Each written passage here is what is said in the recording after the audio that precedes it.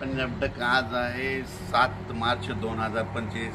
आजपासून जर सर्व शेतकऱ्याला अंदाज देणार आहे. राज्यातल्या शेतकऱ्याला सांगितलं होतं की राज्यामध्ये जे 7, 8, 9, 10पर्यंत हवामान कोरडं आहे. तसं म्हणजे सांगायचं झालं तर 14 मार्चपर्यंत हवामान कोरडं राहणार आहे. पाऊस काय येणार नाही, त्याच्यामुळे काही चिंता करायची गरज नाही.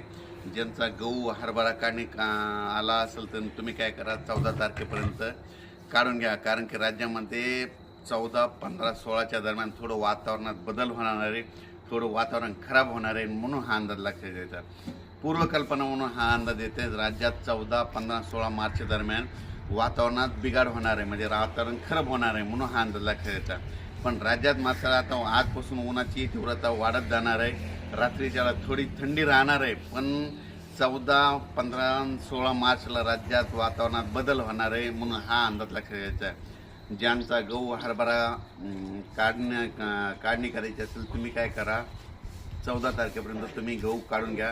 कारण की राज्यामध्ये 14, 15, 16ला वातावरण थोडं बदलणार आहे.